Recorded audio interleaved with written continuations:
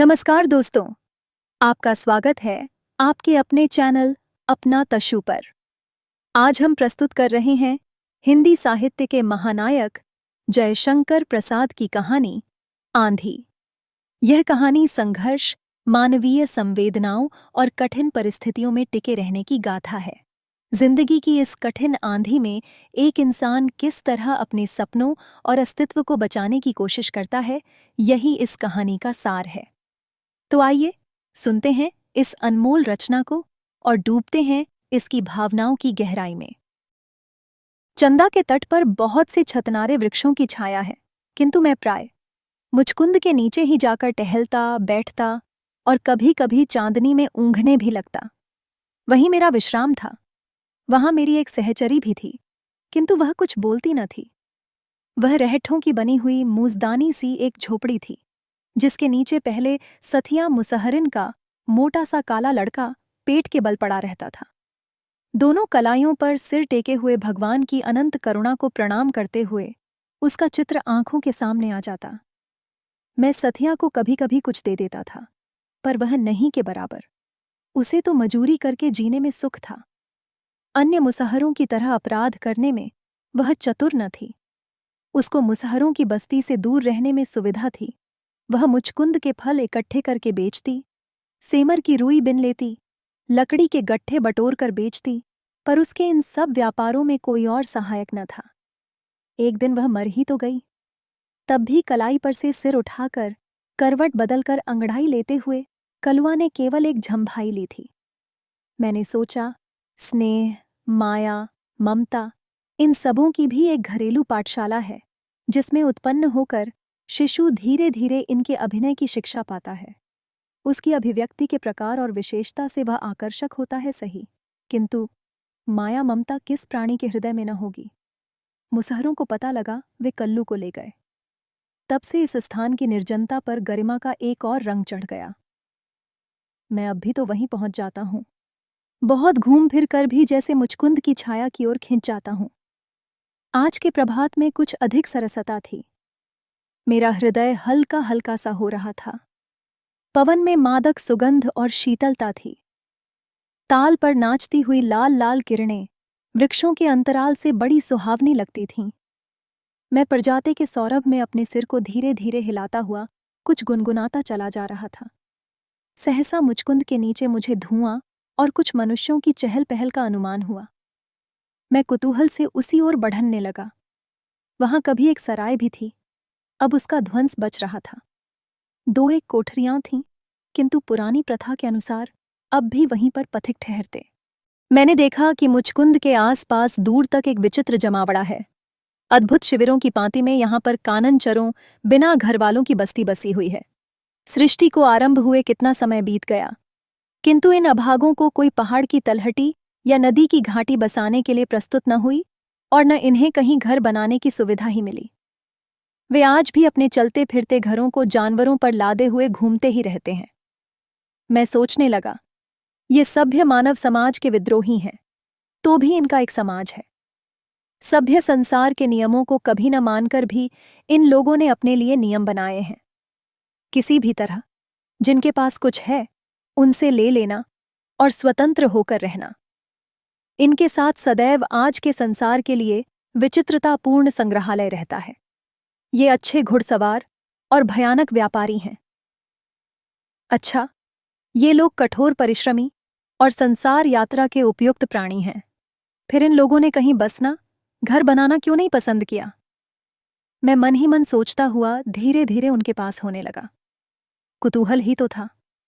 आज तक इन लोगों के संबंध में कितनी ही बातें सुनता आया था। जब निर्जन चंदा का ताल मेरे मनोविनोद की सामग्री हो सकता है, तब आज उसका बसा हुआ तट मुझे क्यों न आकर्षित करता। मैं धीरे धीरे मुचकुंद के पास पहुंच गया। एक डाल से बंधा हुआ एक सुंदर बछेड़ा हरी हरी दूब खा रहा था और लहंगा कुर्ता पहने, रुमाल सिर से बांधे हुए एक लड़की उसकी पीठ सूखे घास के मट्ठे से मल रही थी। मैं रुककर देखने लगा। उसने पूछा, घोड़ा लोगे बाबू? नहीं कहते हुए मैं आगे बढ़ा था कि एक तरुणी ने झोपड़े से सिर निकालकर देखा। वह बाहर निकल आई। उसने कहा, आप पढ़ना जानते हैं? हाँ, जानता तो हूं। हिंदुओं की चिट्ठी आप पढ़ लेंगे? मैं उसके सुंदर मुख को कला की दृष्टि से देख रहा था। कला की दृष्टि, ठीक तो बौद्ध कला, गांधार कला, द्रविड़ों की कला इत्यादि नाम से भारतीय मूर्ति सौंदर्य के अनेक विभाग जो हैं, जिससे गणनन का अनुमान होता है। मेरे एकांत जीवन को बिताने की सामग्री में इस तरह का जड़ सौंदर्य बोध भी एक स्थान रखता है। मेरा हृदय सजीव प्रेम से कभी आप्लुत नहीं हुआ था। मैं इस मूक सौंदर्य से ही कभी कभी अपना मनोविनोद कर लिया करता। चिट्ठी पढ़ने की बात पूछने पर भी मैं अपने मन में निश्चय कर रहा था कि यह वास्तविक गांधार प्रतिमा है या ग्रीस और भारत का इस सौंदर्य में समन्वय है। वह झुंझलाकर बोली, क्या नहीं पढ़ सकोगे? चश्मा नहीं है, मैंने सहसा कह किया। यद्यपि मैं चश्मा नहीं लगाता, तो भी स्त्रियों से बोलने में न जाने क्यों मेरे मन में हिचक होती है। मैं उनसे डरता भी था, क्योंकि सुना था कि वे किसी वस्तु को बेचने के लिए प्राय इस तरह तंग करती हैं कि उनसे दाम पूछने वाले को लेकर ही छूटना पड़ता है। इसमें उनके पुरुष लोग भी सहायक हो जाते हैं। तब वह बेचारा ग्राहक और भी झंझट में फंस जाता। मेरी सौंदर्य की अनुभूति विलीन हो गई। मैं अपने दैनिक जीवन के अनुसार टहलने का उपक्रम करने लगा, किंतु वह सामने अचल प्रतिमा की तरह खड़ी हो गई। मैंने कहा, क्या है? चश्मा चाहिए? मैं ले आती हूं। ठहरो ठहरो, मुझे चश्मा ना चाहिए, कहकर मैं सोच रहा था कि कहीं मुझे खरीदना न पड़े। उसने पूछा, तब तुम पढ़ सकोगे कैसे? मैंने देखा कि बिना पढ़े मुझे छुट्टी न मिलेगी। मैंने कहा, ले आओ, देखूं, संभव है कि पढ़ सकूं। उसने अपनी जेब से एक बुरी तरह मुड़ा हुआ पत्र निकाला। मैं उसे लेकर मन ही मन पढ़ने लगा। लैला, तुमने जो मुझे पत्र लिखा था, उसे पढ़कर मैं हंसा भी और दुख तो हुआ ही। हंसा इसलिए कि तुमने दूसरे से अपने मन का ऐसा खुला हुआ हाल क्यों कह दिया। तुम कितनी भोली हो। क्या तुमको ऐसा पत्र दूसरे से लिखवाते हुए हिचक न हुई? तुम्हारा घूमने वाला परिवार ऐसी बातों को सहन करेगा? क्या इन प्रेम की बातों में तुम गंभीरता का तनिक भी अनुभव नहीं करती हो? और दुखी इसलिए हुआ कि तुम मुझसे प्रेम करती हो। यह कितनी भयानक बात है, मेरे लिए भी और तुम्हारे लिए भी। तुमने मुझे निमंत्रित किया है प्रेम के स्वतंत्र साम्राज्य में घूमने के लिए, किंतु तुम जानती हो, मुझे जीवन की ठोस झंझटों से छुट्टी नहीं। घर में मेरी स्त्री है, 3 बच्चे हैं, उन सबों के लिए मुझे खटना पड़ता है, काम करना पड़ता है। यदि वैसा न भी होता, तो भी क्या मैं तुम्हारे जीवन को अपने साथ घसीटने में समर्थ होता? तुम स्वतंत्र वन विहंगिनी और मैं एक हिंदू गृहस्थ, अनेकों रुकावटें, 20 बंधन, यह सब असंभव है। तुम भूल जाओ, जो स्वप्न तुम देख रही हो, उसमें केवल हम और तुम हैं, संसार का आभास नहीं। मैं संसार में एक दिन और जीर्ण सुख लेते हुए जीवन की विभिन्न अवस्थाओं का समन्वय करने का प्रयत्न कर रहा हूं। न मालूम कब से मनुष्य इस भयानक सुख का अनुभव कर रहा है। मैं उन मनुष्यों में अपवाद नहीं हूं, क्योंकि यह सुख भी तुम्हारे स्वतंत्र सुख की संतति है। वह आरंभ है, यह परिणाम है। फिर भी घर बसाना पड़ेगा, फिर वही समस्याएं सामने आवेंगी। तब तुम्हारा यह स्वप्न भंग हो जाएगा। पृथ्वी ठोस और कंकरीली रह जाएगी, फूल हवा में बिखर जाएंगे, आकाश का विराट मुख समस्त आलोक को पी जाएगा। अंधकार केवल अंधकार में झुंझलाहट भरा पश्चाताप जीवन को अपने डंकों से क्षत विक्षत कर देगा। इसलिए लैला, भूल जाओ, तुम चारयारी बेचती हो, उससे सुना है चोर पकड़े जाते हैं, किंतु अपने मन का चोर पकड़ना कहीं अच्छा है। तुम्हारे भीतर जो तुमको चुरा रहा है, उसे निकाल बाहर करो। मैंने तुमसे कहा था कि बहुत से पुराने सिक्के खरीदूंगा, तुम अब की बार पश्चिम जाओ तो खोज कर ले आना, मैं उन्हें अच्छे दामों पर ले लूंगा। किंतु तुमको खरीदना है, अपने को बेचना नहीं। इसलिए मुझसे प्रेम करने की भूल तुम न करो। हाँ, अब कभी इस तरह पत्र न भेजना, क्योंकि वह सब व्यर्थ है। रामेश्वर। मैं एक सांस में पत्र पढ़ गया। तब तक लैला मेरा मुंह देख रही थी। मेरा पढ़ना कुछ ऐसा ही हुआ जैसे लोग अपने में बर्राते हैं। मैंने उसकी ओर देखते हुए वह कागज उसे लौटा दिया। उसने पूछा, इसका मतलब वह फिर किसी समय बताऊंगा।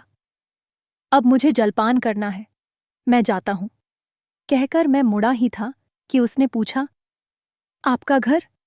बाबू, मैंने चंदा के किनारे अपने सफेद बंगले को दिखा दिया। लैला पत्र हाथ में लिए वहीं खड़ी रही। मैं अपने बंगले की ओर चला, मन में सोचता जा रहा था, रामेश्वर, वही तो रामेश्वर नाथ वर्मा, क्यूरियो मर्चेंट, उसी की लिखावट है। वह तो मेरा परिचित है। मित्र मान लेने में मन को एक तरह की अड़चन है, इसलिए मैं प्राय अपने कहे जाने वाले मित्रों को भी जब अपने मन में संबोधन करता हूं तो परिचित ही कहकर, सो भी जब इतना माने बिना काम नहीं चलता।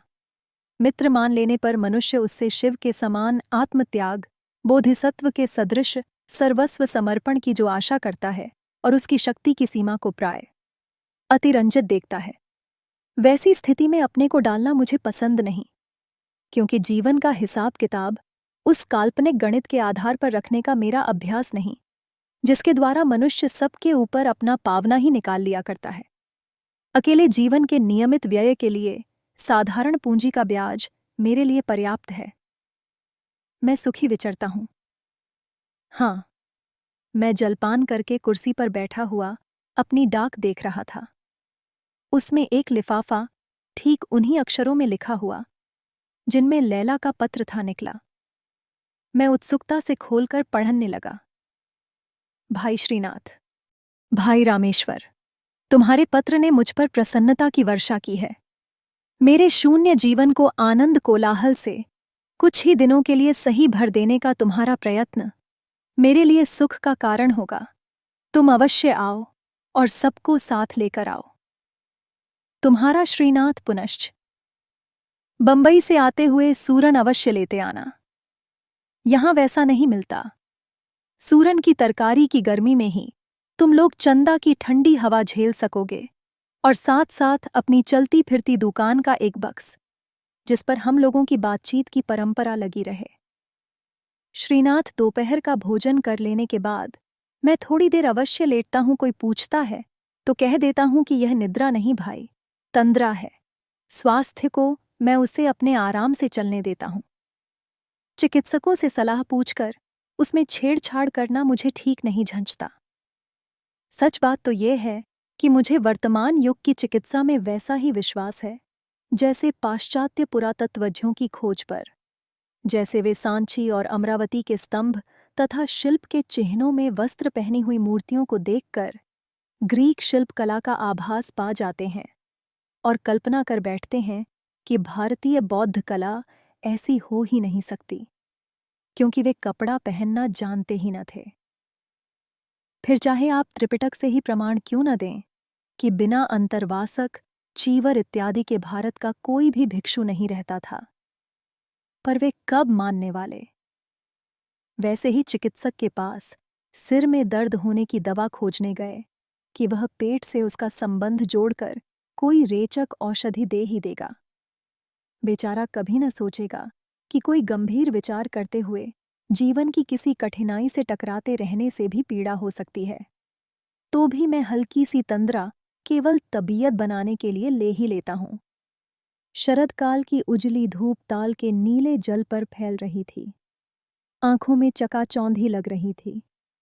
मैं कमरे में पड़ा अंगड़ाई ले रहा था। दुलारे ने आकर कहा, ईरानी नहीं बलूची आए हैं। मैंने पूछा, कैसे ईरानी और बलूची? वही जो मूंगा, फिरोजा, चारियारी बेचते हैं, सिर में रुमाल बांधे हुए। मैं उठ खड़ा हुआ। दालान में आकर देखता हूं तो एक 20 बरस के युवक के साथ लैला।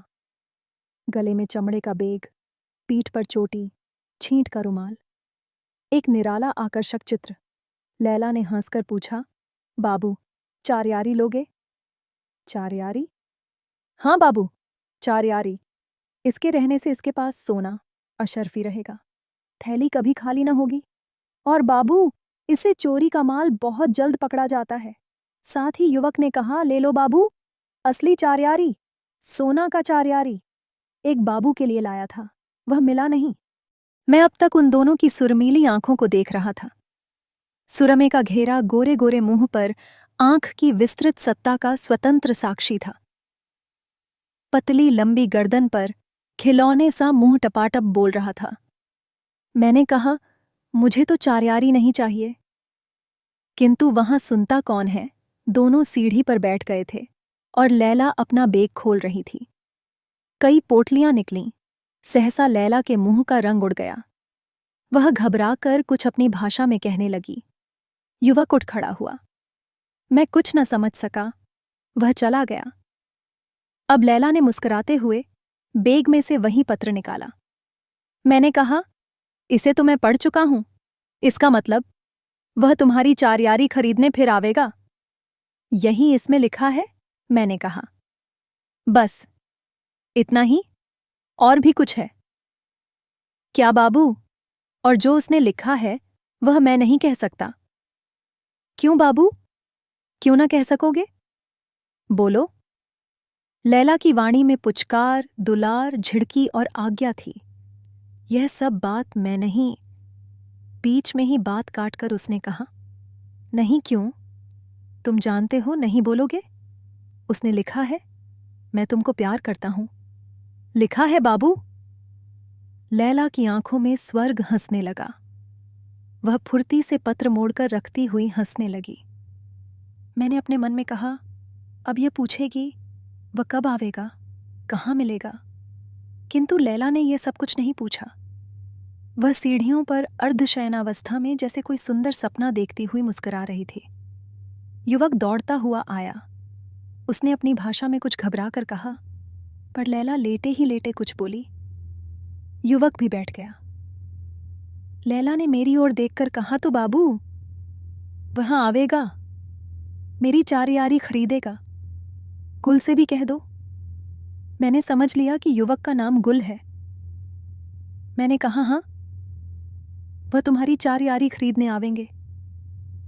गुल ने लैला की ओर प्रसन्न दृष्टि से देखा, परंतु मैं जैसे भयभीत हो गया। अपने ऊपर संदेह होने लगा। लैला सुंदरी थी, पर उसके भीतर भयानक राक्षस की आकृति थी या देवमूर्ति। यह बिना जाने मैंने क्या कह दिया, इसका परिणाम भीषण भी हो सकता है। मैं सोचने लगा, रामेश्वर को मित्र तो मानता नहीं, किंतु मुझे उससे शत्रुता करने का क्या अधिकार है। चंदा के दक्षिणी तट पर ठीक मेरे बंगले के सामने एक पाठशाला थी। उसमें एक सिंहली सज्जन रहते थे। न जाने कहाँ कहाँ से उनको चंदा मिलता था। वे पास पड़ोस के लड़कों को बुलाकर पढ़ाने के लिए बिठाते थे। 2 मास्टरों को वेतन देते थे। उनका विश्वास था कि चंदा का तट किसी दिन तथागत के पवित्र चरण चिन्ह से अंकित हुआ था। वे आज भी उन्हें खोजते थे। बड़े शांत प्रकृति के जीव थे। उनका श्यामल शरीर, कुंचित केश, तीक्ष्ण दृष्टि, सिंहली विशेषता से पूर्ण विनय, मधुर वाणी और कुछ कुछ मोटे अधरों में 24 घंटे बसने वाली हंसी आकर्षण से भरी थी। मैं कभी कभी जब जीभ में खुजलाहट होती वहां पहुंच जाता। आज की वह घटना मेरे गंभीर विचार का विषय बनकर मुझे व्यस्त कर रही थी। मैं अपनी डोंगी पर बैठ गया। दिन अभी घंटे 1.5 घंटे बाकी था। उस पार खेकर डोंगी ले जाते बहुत देर नहीं हुई। मैं पाठशाला और ताल के बीच के उद्यान को देख रहा था। खजूर और नारियल के ऊंचे ऊंचे वृक्षों को जिसमें निराली छटा थी। एक नया पीपल अपने चिकने पत्तों की हरियाली में झूम रहा था।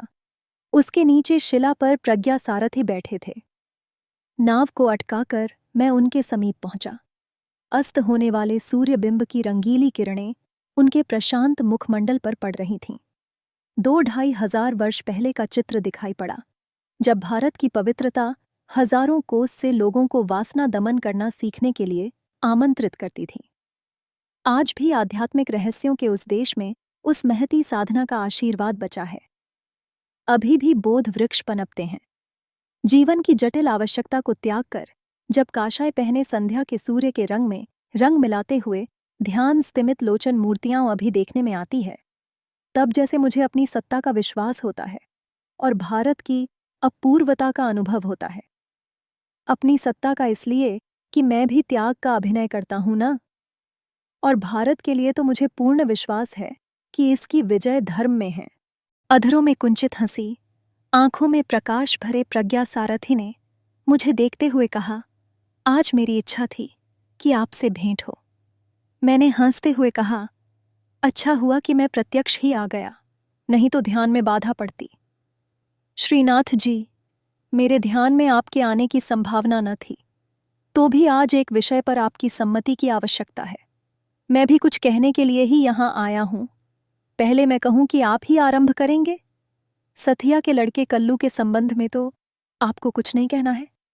मेरे बहुत कहने पर मुसहरों ने उसे पढ़ने के लिए मेरी पाठशाला में रख दिया है और उसके पालन के भार से अपने को मुक्त कर लिया। अब वह 7 बरस का हो गया है। अच्छी तरह खाता पीता है, साफ सुथरा रहता है, कुछ कुछ पढ़ता भी है। प्रज्ञा सारथी ने कहा, चलिए, अच्छा हुआ, एक रास्ते पर लग गया। फिर जैसा उसके भाग्य में हो, मेरा मन इन घरेलू बंधनों में पड़ने के लिए विरक्त सा है। फिर भी न जाने क्यों कल्लू का ध्यान आ ही जाता है। मैंने कहा, तब तो अच्छी बात है, आप इस कृत्रिम विरक्ति से ऊब चले हैं तो कुछ काम करने लगिए।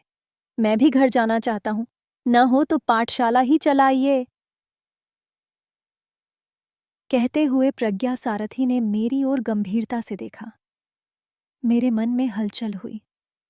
मैं एक बकवादी मनुष्य, किसी विषय पर गंभीरता का अभिनय करके थोड़ी देर तक सफल वाद विवाद चला देना और फिर विश्वास करना, इतना ही तो मेरा अभ्यास था। काम करना, किसी दायित्व को सिर पर लेना असंभव। मैं चुप रहा। वह मेरा मुंह देख रहे थे। मैं चतुरता से निकल जाना चाहता था। यदि मैं थोड़ी देर और उसी तरह सन्नाटा रखता तो मुझे हाँ या नहीं कहना ही पड़ता। मैंने विवाह वाला चुटकुला छेड़ ही तो दिया। आप तो विरक्त भिक्षु हैं, अब घर जाने की आवश्यकता कैसे आ पड़ी? भिक्षु? आश्चर्य से प्रज्ञा सारथी ने कहा, मैं तो ब्रह्मचर्य में हूं, विद्याभ्यास और धर्म का अनुशीलन कर रहा हूं। यदि मैं चाहूं तो प्रव्रज्या ले सकता हूं, नहीं तो गृही बनने में कोई धार्मिक आपत्ति नहीं। सिंहल में तो यही प्रथा प्रचलित है। मेरे विचार से यह प्राचीन आर्य प्रथा भी थी। मैं गार्हस्थ्य जीवन से परिचित होना चाहता हूं। तो आप ब्याह करेंगे? क्यों नहीं, वही करने तो जा रहा हूं। देखता हूं, स्त्रियों पर आपको पूर्ण विश्वास है। अविश्वास करने का कारण ही क्या है? इतिहास में, आख्यायिकाओं में कुछ स्त्रियों और पुरुषों का दुष्ट चरित्र पढ़कर मुझे अपने और अपनी भावी सहधर्मिणी पर अविश्वास कर लेने का कोई अधिकार नहीं। प्रत्येक व्यक्ति को अपनी परीक्षा देनी चाहिए। विवाहित जीवन सुखदायक होगा? मैंने पूछा। किसी कर्म को करने के पहले उसमें सुख की ही खोज करना क्या अत्यंत आवश्यक है? सुख तो धर्माचरण से मिलता है, अन्यथा संसार तो दुखोखमय है ही। संसार के कर्मों को धार्मिकता के साथ करने में सुख की ही संभावना है, किंतु ब्याह जैसे कर्म से तो सीधा सीधा स्त्री से संबंध है। स्त्री? कितनी विचित्र पहेली है, इसे जानना सहज नहीं। बिना जाने ही उससे अपना संबंध जोड़ लेना कितनी बड़ी भूल है। ब्रह्मचारी जी, मैंने हंसकर कहा, भाई तुम बड़े चतुर हो, खूब सोच समझ कर परख कर तब संबंध जोड़ना चाहते हो ना? किंतु मेरी समझ में संबंध हुए बिना परखने का दूसरा उपाय नहीं। प्रज्ञा सारथी ने गंभीरता से कहा। मैं चुप होकर सोचने लगा। अभी अभी जो मैंने एक कांड का बीजारोपण किया है, वह क्या लैला के स्वभाव से परिचित होकर? मैं अपनी मूर्खता पर मन ही मन तिलमिला उठा। मैंने कल्पना से देखा, लैला प्रतिहिंसा भरी एक भयानक राक्षसी है। यदि वह अपने जाति स्वभाव के अनुसार रामेश्वर के साथ बदला लेने की प्रतिज्ञा कर बैठे, तब क्या होगा? प्रज्ञा सारथी ने फिर कहा, मेरा जाना तो निश्चित है। ताम्रपर्णी की तरंग मालाएं मुझे बुला रही हैं। मेरी एक प्रार्थना है, आप कभी कभी आकर इसका निरीक्षण कर लिया कीजिए। मुझे एक बहाना मिला। मैंने कहा, मैंने बैठे बिठाए एक झंझट बुला ली है। मैं देखता हूं कि कुछ दिनों तक तो मुझे उसमें फंसना ही पड़ेगा। प्रज्ञा सारथी ने पूछा, वह क्या? मैंने लैला का पत्र पढ़ने और उसके बाद का सब वृतांत कह सुनाया। प्रज्ञा सारथी चुप रहे। फिर उन्होंने कहा, आपने इस काम को खूब सोच समझकर करने की आवश्यकता पर तो ध्यान न दिया होगा, क्योंकि इसका फल दूसरे को भोगने की संभावना है ना? मुझे प्रज्ञा सारथी का यह व्यंग अच्छा न लगा। मैंने कहा, संभव है कि मुझे भी कुछ भोगना पड़े। भाई, मैं देखता हूं संसार में बहुत से ऐसे काम मनुष्य को करने पड़ते हैं जिन्हें वह स्वप्न में भी नहीं सोचता। अकस्मात वे प्रसंग सामने आकर गुर्राने लगते हैं जिनसे भागकर जान बचाना ही उसका अभीष्ट होता है। मैं भी इसी तरह ब्याह करने के लिए सिंघल जा रहा हूं। अंधकार को भेद कर शरद का चंद्रमा नारियल और खजूर के वृक्षों पर दिखाई देने लगा था। चंदा का ताल लहरियों में प्रसन्न था।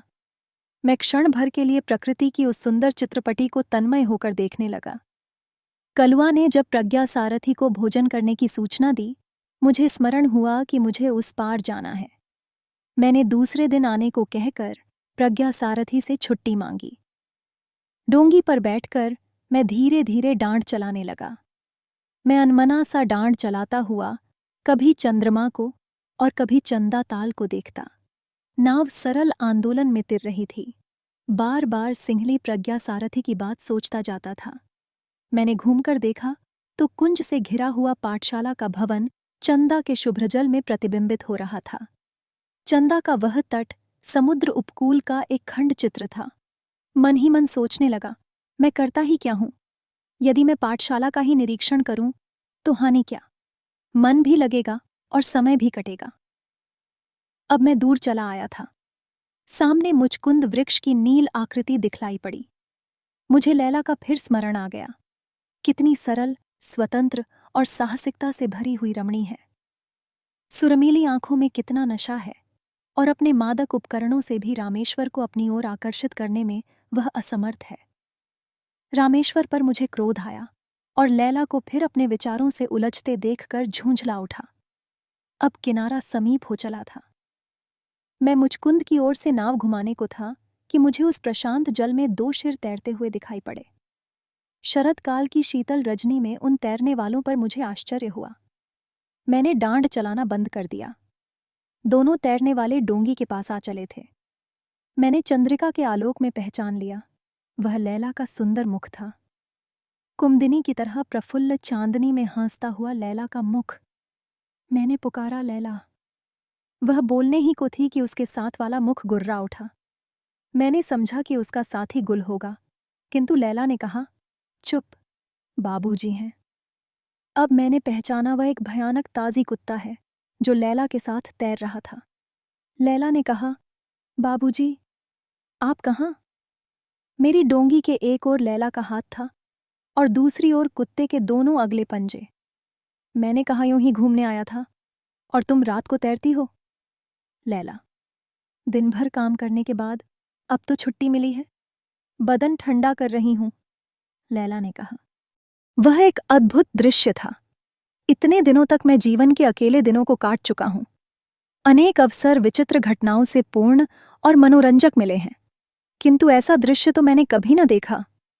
मैंने पूछा, आज की रात तो बहुत ठंडी है लैला? उसने कहा, नहीं, बड़ी गर्म। दोनों ने अपनी रुकावट हटा ली। डोंगी चलने को स्वतंत्र थी। लैला और उसका साथी दोनों तैरने लगे। मैं फिर अपने बंगले की ओर डोंगी खेने लगा। किनारे पर पहुंचकर देखता हूं कि दुलारे खड़ा है। मैंने पूछा, क्यों रे, तू कब से यहां है? उसने कहा, आपको आने में देर हुई, इसलिए मैं आया हूं। रसोई ठंडी हो रही है। मैं डोंगी से उतर पड़ा और बंगले की ओर चला। मेरे मन में न जाने क्यों संदेह हो रहा था कि दुलारे जानबूझकर परखने आया था। लैला से बातचीत करते हुए उसने मुझे अवश्य देखा है। तो क्या वह मुझ पर कुछ संदेह करता है? मेरा मन दुलारे को संदेह करने का अवसर देकर जैसे कुछ प्रसन्न ही हुआ। बांग्ले पर पहुंचकर मैं भोजन करने बैठ गया। स्वभाव के अनुसार शरीर तो अपना नियमित सब करता ही रहा, किंतु सो जाने पर भी वही सपना देखता रहा। आज बहुत विलंब से सोकर उठा। आलस से कहीं घूमने फिरने की इच्छा न थी। मैंने अपनी कोठरी में ही आसन जमाया। मेरी आंखों में वह रात्रि का दृश्य अभी घूम रहा था। मैंने लाख चेष्टा की, किंतु लैला और वह सिंहली भिक्षु दोनों ही ने मेरे हृदय को अखाड़ा बना लिया था। मैंने विरक्त होकर विचार परंपरा को तोड़ने के लिए बांसुरी बजाना आरंभ किया। आसावरी के गंभीर विलंबित आलापों में फिर भी लैला की प्रेमपूर्ण आकृति जैसे बनने लगती। मैंने बांसुरी बजाना बंद किया और ठीक विश्राम काल में ही मैंने देखा कि प्रज्ञा सारथी सामने खड़े हैं। मैंने उन्हें बैठाते हुए पूछा, आज आप इधर कैसे भूल पड़े? यह प्रश्न मेरी विचार विशृंखलता के कारण हुआ था, क्योंकि वे तो प्राय मेरे यहाँ आया ही करते थे। उन्होंने हंसकर कहा, मेरा आना भूल कर नहीं, किंतु कारण से हुआ है। कहिए, आपने उस विषय में कुछ स्थिर किया? मैंने अनजान बनकर पूछा, किस विषय में? प्रज्ञा सारथी ने कहा, वही पाठशाला की देखरेख करने के लिए, जैसा मैंने उस दिन आपसे कहा था। मैंने बात उड़ाने के ढंग से कहा, आप तो सोच विचार कर काम करने में विश्वास ही नहीं रखते। आपका तो यही कहना है ना कि मनुष्य प्राय अनिच्छावश बहुत से काम करने के लिए बाध्य होता है, तो फिर मुझे उस पर सोचने विचारने की क्या आवश्यकता थी? जब वैसा अवसर आवेगा तब देखा जाएगा। कृपया मेरी बातों का मनोनुकूल अर्थ न लगाइए। यह तो मैं मानता हूं कि आप अपने ढंग से विचार करने के लिए स्वतंत्र हैं, किंतु उन्हें क्रियात्मक रूप देने के समय आपकी स्वतंत्रता में मेरा विश्वास संदिग्ध हो जाता है। प्राय देखा जाता है, हम लोग क्या करने जाकर क्या कर बैठते हैं, तो भी हम उसकी जिम्मेदारी से छूटते नहीं। मान लीजिए कि लैला के हृदय में एक दुराशा उत्पन्न करके आपने रामेश्वर के जीवन में अड़चन डाल दी है। संभव है यह घटना साधारण न रहकर कोई भीषण कांड उपस्थित कर सकती है, और आपका मित्र अपने अनिष्ट करने वाले को न भी पहचान सके, तो क्या आप अपने ही मन के सामने इसके लिए अपराधी न ठहरेंगे? प्रज्ञा सारथी की ये बातें मुझे बेढंगी सी जान पड़ीं, क्योंकि उस समय मुझे उनका आना और मुझे उपदेश देने का ढोंग रचना असह्य होने लगा। मेरी इच्छा होती थी कि वे किसी तरह भी यहां से चले जाते, तो भी मुझे उन्हें उत्तर देने के लिए इतना तो कहना ही पड़ा कि आप कच्चे अदृष्टवादी हैं। आपके जैसा विचार रखने पर मैं तो इसे इस तरह सुलझाऊंगा कि अपराध करने में और दंड देने में मनुष्य एक दूसरे का सहायक होता है। हम आज जो किसी को हानि पहुंचाते हैं या कष्ट देते हैं, वह इतने ही के लिए नहीं कि उसने मेरी कोई बुराई की है। हो सकता है कि मैं उसके किसी अपराध का यह दंड समाज व्यवस्था के किसी मौलिक नियम के अनुसार दे रहा हूं। फिर चाहे मेरा यह दंड देना भी अपराध बन जाए और उसका फल भी मुझे भोगना पड़े। मेरे इस कहने पर प्रज्ञा सारथी ने हंस दिया और कहा, श्रीनाथ जी, मैं आपकी दंड व्यवस्था ही तो करने आया हूं। आप अपने बेकार जीवन को मेरी बेगार में लगा दीजिए। मैंने पिंड छुड़ाने के लिए कहा, अच्छा, 3 दिन सोचने का अवसर दीजिए। प्रज्ञा सारथी चले गए और मैं चुपचाप सोचने लगा। मेरे स्वतंत्र जीवन में मां के मर जाने के बाद यह दूसरी उलझन थी। निश्चिंत जीवन की कल्पना का अनुभव मैंने इतने दिनों तक कर लिया था। मैंने देखा कि मेरे निराश जीवन में उल्लास का छींटा भी नहीं। यह ज्ञान मेरे हृदय को और भी स्पर्श करने लगा। मैं जितना ही विचारता था, उतना ही मुझे निश्चिंतता और निराशा का अभेद दिखलाई पड़ता था। मेरे आलसी जीवन में सक्रियता की प्रतिध्वनि होने लगी, तो भी काम न करने का स्वभाव मेरे विचारों के बीच में जैसे व्यंग से मुस्कुरा देता था। 3 दिनों तक मैंने सोचा और विचार किया। अंत में प्रज्ञा सारथी की विजय हुई, क्योंकि मेरी दृष्टि में प्रज्ञा सारथी का काम नाम के लिए तो अवश्य था, किंतु करने में कुछ भी नहीं के बराबर। मैंने अपना हृदय दृढ़ किया और प्रज्ञा सारथी से जाकर कह दिया कि मैं पाठशाला का निरीक्षण करूंगा, किंतु मेरे मित्र आने वाले हैं, और जब तक यहाँ रहेंगे तब तक तो मैं अपना बंगला न छोड़ूंगा, क्योंकि यहाँ उन लोगों के आने से आपको असुविधा होगी। फिर जब वे लोग चले जाएंगे तब मैं यहीं आकर रहने लगूंगा। मेरे सिंघली मित्र ने हंस कर कहा, अभी तो 1 महीने यहाँ मैं अवश्य रहूंगा। यदि आप अभी से यहाँ चले आवें तो बड़ा अच्छा हो, क्योंकि मेरे रहते यहाँ का सब प्रबंध आपकी समझ में आ जाएगा। रह गई मेरी असुविधा की बात, सो तो केवल आपकी कल्पना है। मैं आपके मित्रों को यहाँ देखकर प्रसन्न ही होऊंगा, जगह की कमी भी नहीं। मैं अच्छा कहकर उनसे छुट्टी लेने के लिए उठ खड़ा हुआ, किंतु प्रज्ञा सारथी ने मुझे फिर से बैठाते हुए कहा, देखिए श्रीनाथ जी, यह पाठशाला का भवन पूर्णतः आपके अधिकार में रहेगा। भिक्षुओं के रहने के लिए तो संघाराम का भाग अलग है ही, और उसमें जो कमरे अभी अधूरे हैं उन्हें शीघ्र ही पूरा कराकर तब मैं जाऊंगा, और अपने संघ से मैं इसकी पक्की लिखापढ़ी कर रहा हूं कि आप पाठशाला के आजीवन अवैतनिक प्रधानाध्यक्ष रहेंगे। और उसमें किसी को हस्तक्षेप करने का अधिकार न होगा। मैं उस युवक बौद्ध मिशनरी की युक्तिपूर्ण व्यावहारिकता देखकर मन ही मन चकित हो रहा था। एक क्षण भर के लिए उस सिंहली की व्यवहार कुशल बुद्धि से मैं भीतर ही भीतर ऊब उठा। मेरी इच्छा हुई कि मैं स्पष्ट अस्वीकार कर दूं, किंतु न जाने क्यों मैं वैसा न कर सका। मैंने कहा, तो आपको मुझ में इतना विश्वास है कि मैं आजीवन आपकी पाठशाला चलाता रहूंगा। प्रज्ञा सारथी ने कहा, शक्ति की परीक्षा दूसरों ही पर होती है। यदि मुझे आपकी शक्ति का अनुभव हो तो कुछ आश्चर्य की बात नहीं, और आप तो जानते ही हैं कि धार्मिक मनुष्य विश्वासी होता है। सूक्ष्म रूप से जो कल्याण ज्योति मानवता में अंतर्निहित है, मैं तो उसमें अधिक से अधिक श्रद्धा करता हूं। विपथगामी होने पर वही संत होकर के मनुष्य का अनुशासन करती है।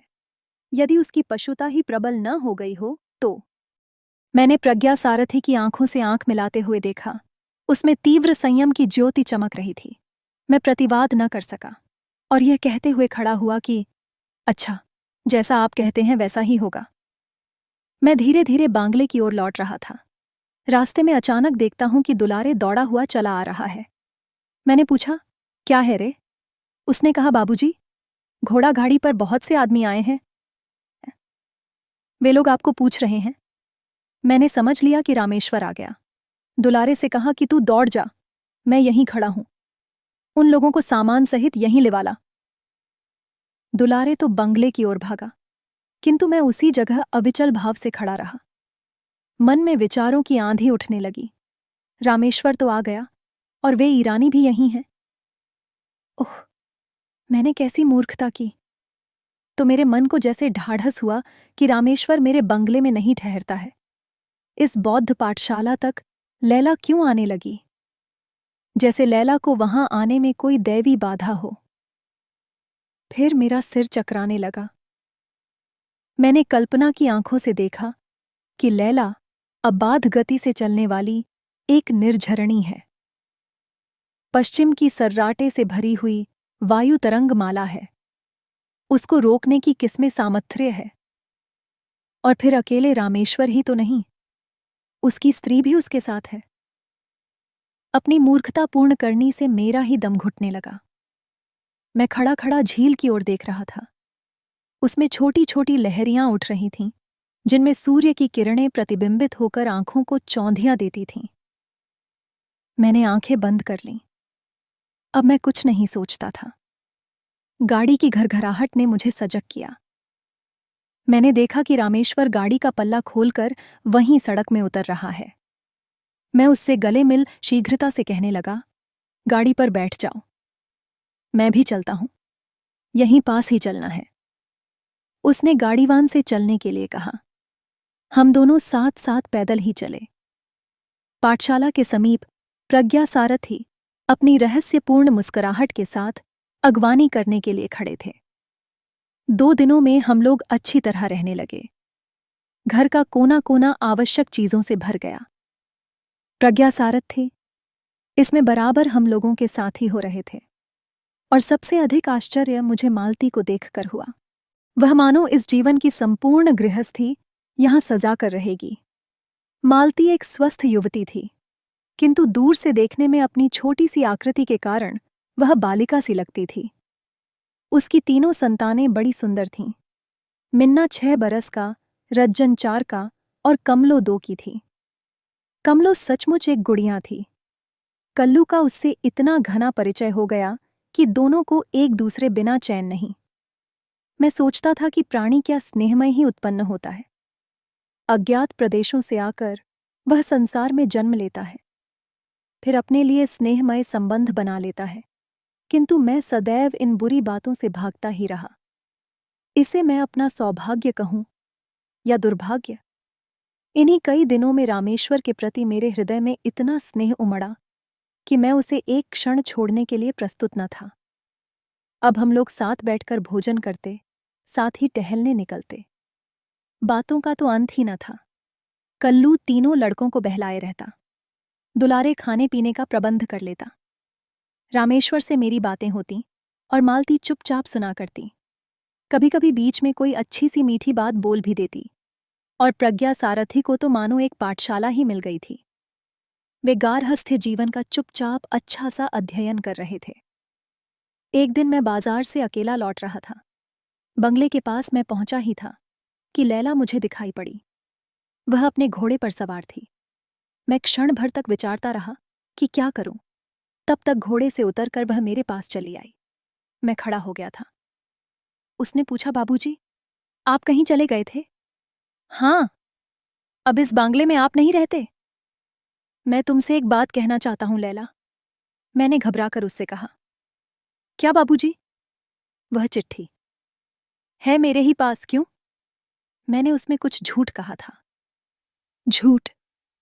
लैला की आंखों से बिजली निकलने लगी थी। हाँ लैला, उसमें रामेश्वर ने लिखा था कि मैं तुमको नहीं चाहता, मुझे बाल बच्चे हैं। तुम झूठे, दगाबाज! कहती हुई लैला अपनी छुरी की ओर देखती हुई दांत पीसने लगी। मैंने कहा, लैला, तुम मेरा कसूर, तुम मेरे दिल से दिल लगी करते थे। कितने रंज की बात है। वह कुछ न कह सकी, वहीं बैठकर रोने लगी। मैंने देखा कि यह बड़ी आफत है। कोई मुझे इस तरह यहां देखेगा तो क्या कहेगा। मैं तुरंत वहां से चल देना चाहता था, किंतु लैला ने आंसू भरी आंखों से मेरी ओर देखते हुए कहा, तुमने मेरे लिए दुनिया में एक बड़ी अच्छी बात सुनाई थी। वह मेरी हंसी थी। इसे जानकर आज मुझे इतना गुस्सा आता है कि मैं तुमको मार डालूं या आप ही मर जाऊं। लैला दांत पीस रही थी। मैं कांप उठा, अपने प्राणों के भय से नहीं किंतु लैला के साथ अदृष्ट के खिलवाड़ पर और अपनी मूर्खता पर। मैंने प्रार्थना के ढंग से कहा, लैला, मैंने तुम्हारे मन को ठेस लगा दी है। इसका मुझे बड़ा दुख है। अब तुम उसको भूल जाओ। तुम भूल सकते हो, मैं नहीं। मैं खून करूंगी। उसकी आंखों से ज्वाला निकल रही थी। किसका लैला? मेरा? ओह नहीं, तुम्हारा नहीं। तुमने एक दिन मुझे सबसे बड़ा आराम दिया है। हो, वह झूठा। तुमने अच्छा नहीं किया था, तो भी मैं तुमको अपना दोस्त समझती हूं। तब किसका खून करोगी? उसने गहरी सांस लेकर कहा, है अपना या किसी। फिर चुप हो गई। मैंने कहा, तुम ऐसा न करोगी लैला। मेरा और कुछ कहने का साहस नहीं होता था।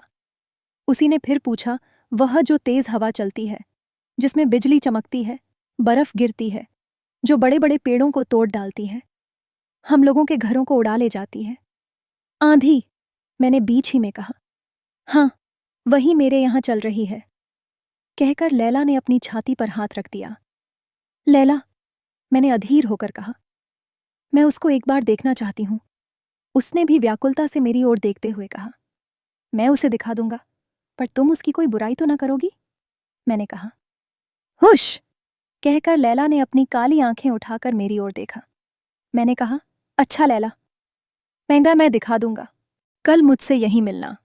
कहती हुई वह अपने घोड़े पर सवार हो गई।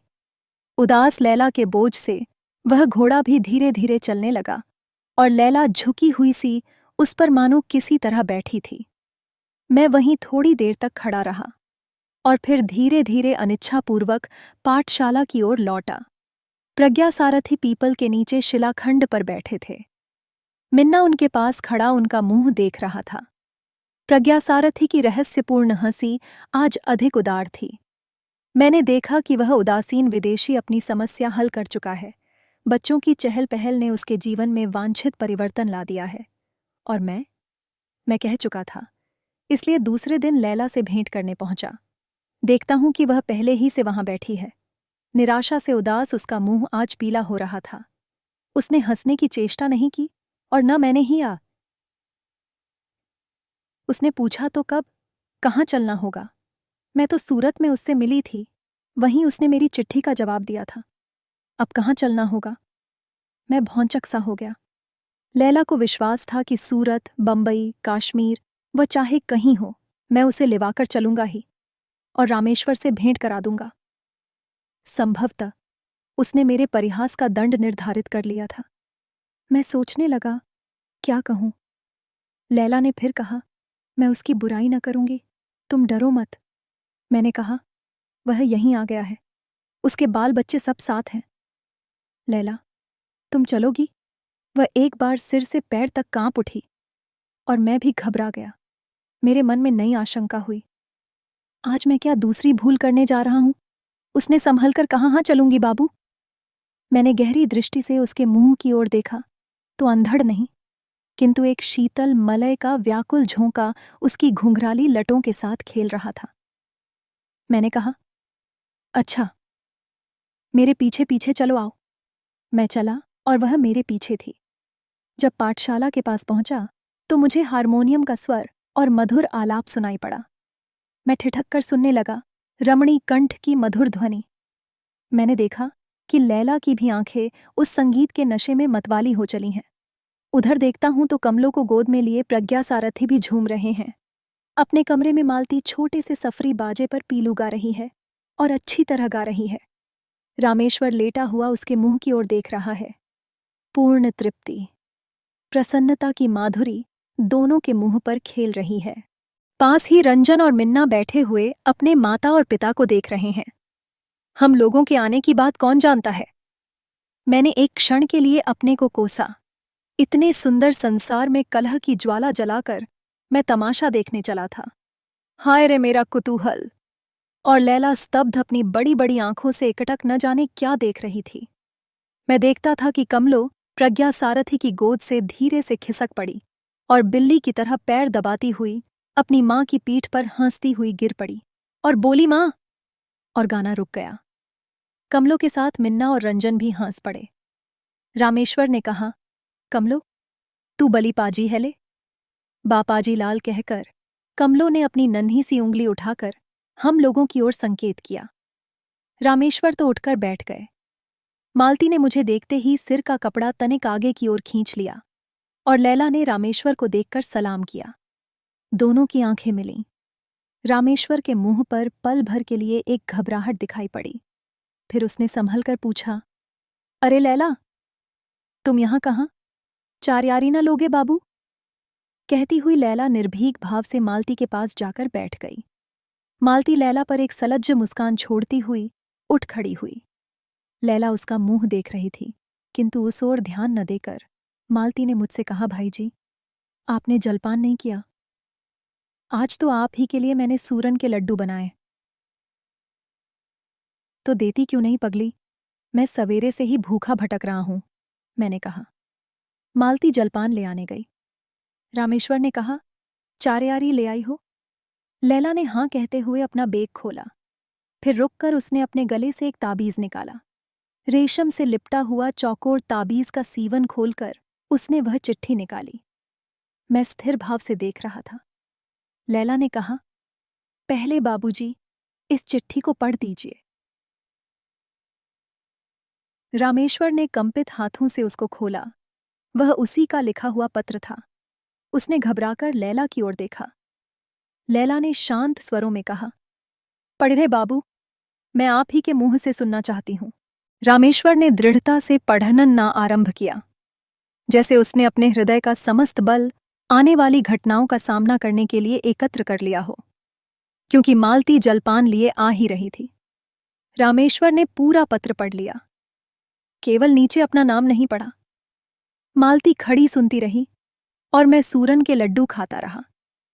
बीच बीच में मालती का मुंह देख लिया करता था। उसने बड़ी गंभीरता से पूछा, भाई जी, लड्डू कैसे हैं? यह तो आपने बताया नहीं। धीरे से खा गए। जो वस्तु अच्छी होती है वही तो गले में धीरे से उतार ली जाती है, नहीं तो कड़वी वस्तु के लिए थू थू न करना पड़ता।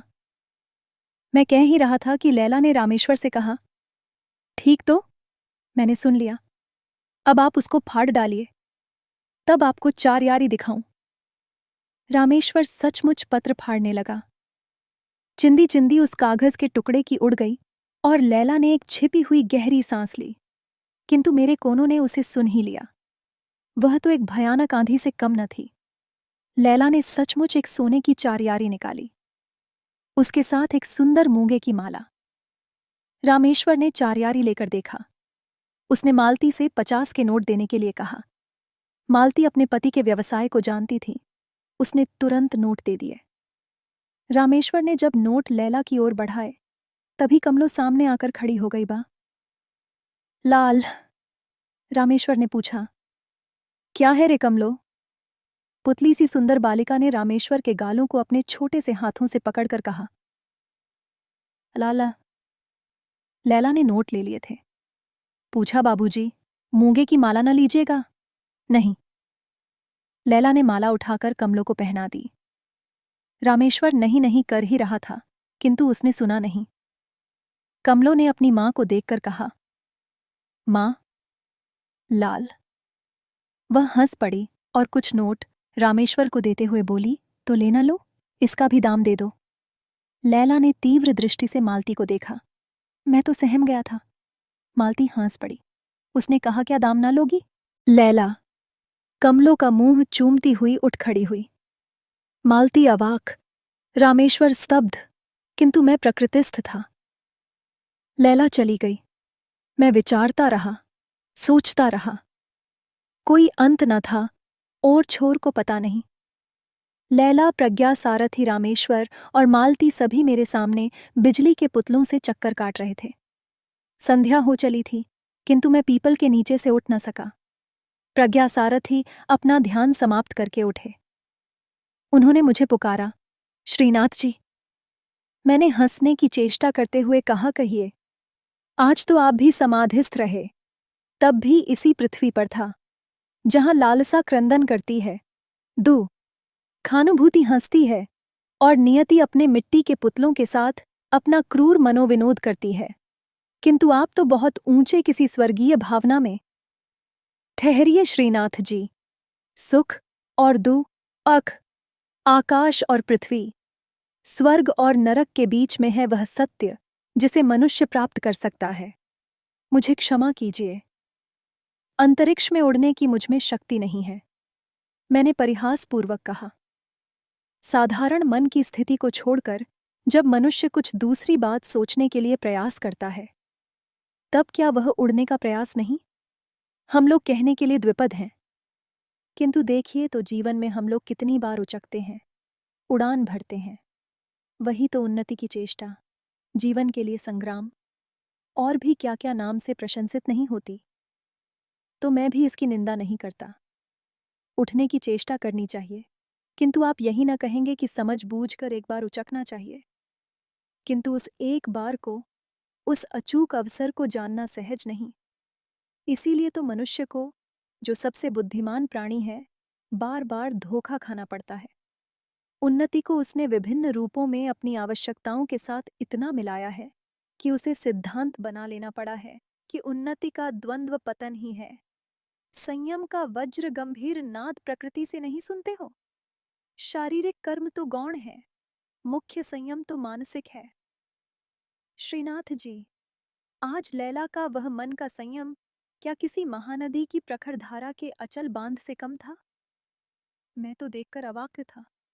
आपकी उस समय विचित्र परिस्थिति रही, फिर भी कैसे सब निर्विघ्न समाप्त हो गया, उसे सोचकर तो मैं अब भी चकित हो जाता हूँ।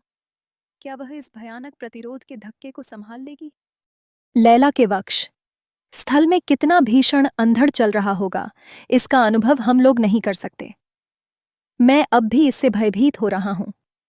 प्रज्ञा, सारथी चुप रहकर धीरे धीरे कहने लगे, मैं तो कल जाऊंगा। यदि तुम्हारी सम्मति हो तो रामेश्वर को भी साथ चलने के लिए कहूं। बंबई तक हम लोगों का साथ रहेगा और मालती इस भयावनी छाया से शीघ्र ही दूर हट जाएगी। फिर तो सब कुशल ही है। मेरे त्रस्त मन को शरण मिली। मैंने कहा, अच्छी बात है। प्रज्ञा, सारथी उठ गए।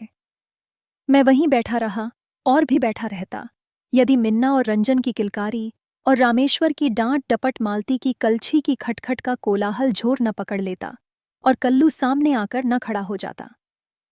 प्रज्ञा, सारथी, रामेश्वर और मालती को गए 1 सप्ताह से ऊपर हो गया।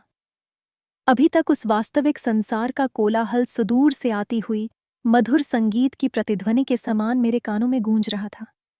मैं अभी तक उस मादकता को उतार न सका था। जीवन में पहले की सी निश्चिंतता का विराग नहीं, न तो वह बेपरवाही रही। मैं सोचने लगा कि अब मैं क्या करूं? कुछ करने की इच्छा क्यों?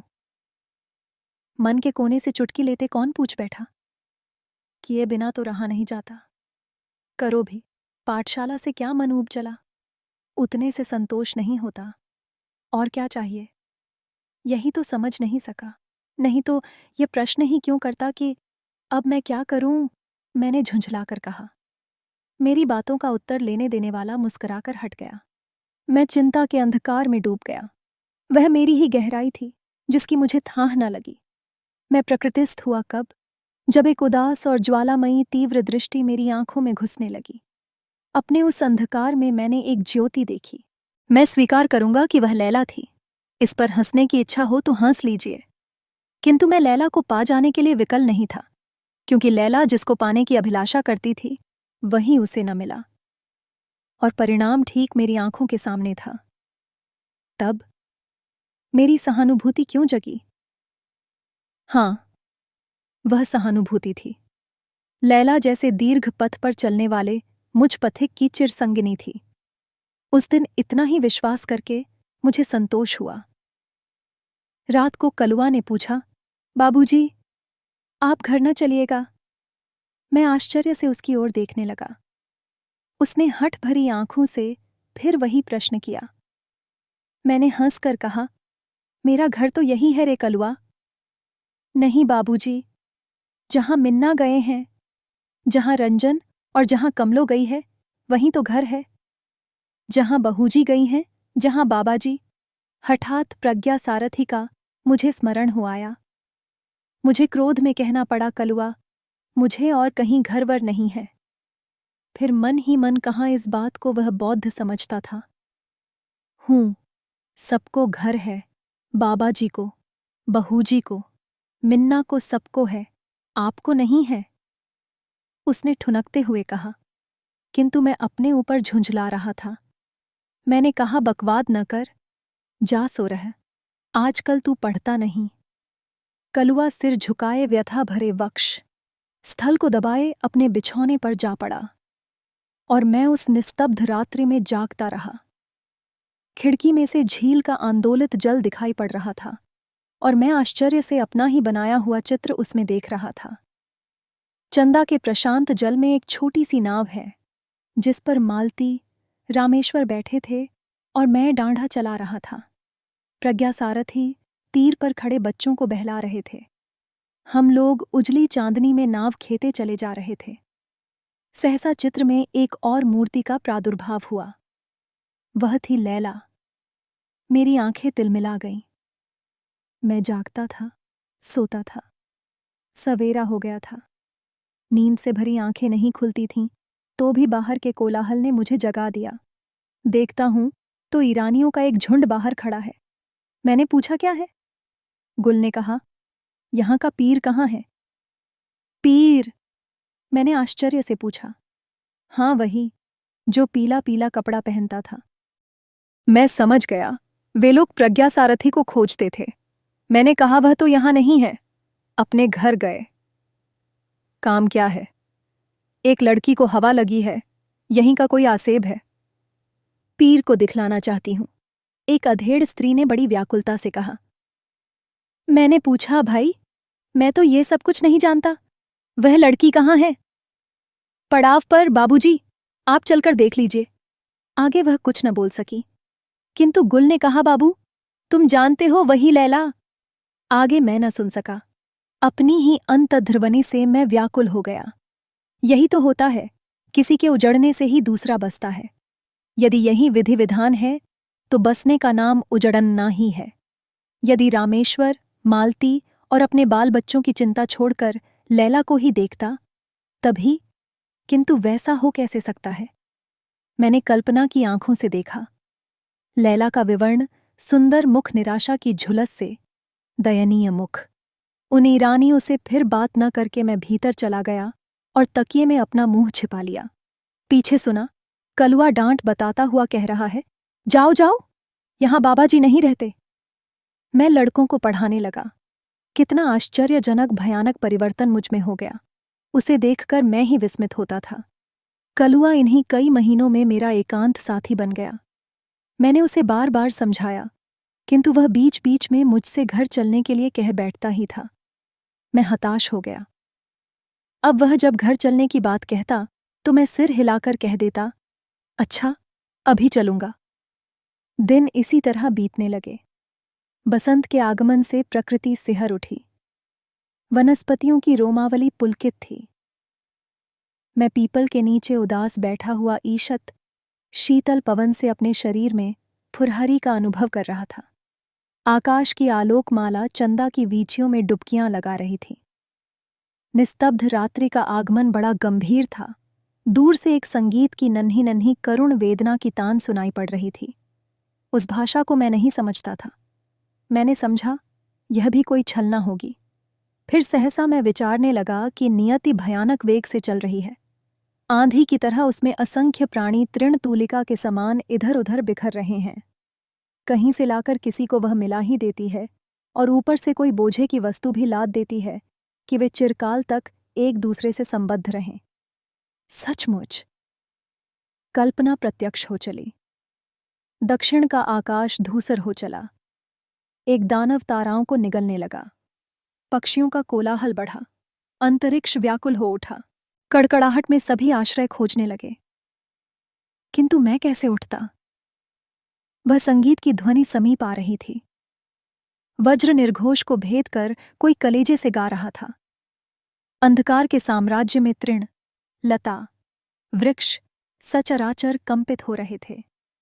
कलुआ की चीत्कार सुनकर भीतर चला गया।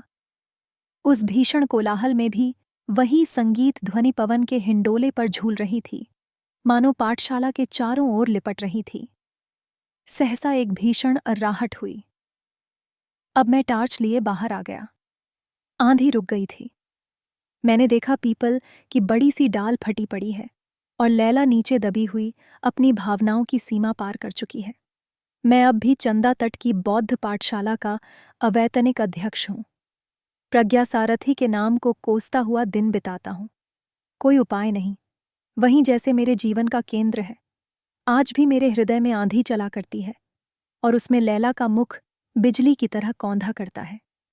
दोस्तों, आंधी की यह कथा हमें जीवन के संघर्षों से न घबराने और मुश्किल समय में भी डटे रहने की प्रेरणा देती है। अगर आपको यह कहानी पसंद आई हो तो इसे लाइक करें, शेयर करें और हमारे चैनल अपना तशु को सब्सक्राइब करना न भूलें। आपकी प्रतिक्रियाएं और सुझाव हमें बेहतर बनाने में मदद करते हैं, तो अपने विचार हमें कमेंट्स में ज़रूर बताएं। हम फिर मिलेंगे एक और रोचक और प्रेरणादायक कहानी के साथ। तब तक के लिए अपना ध्यान रखें और साहित्य से जुड़े रहें।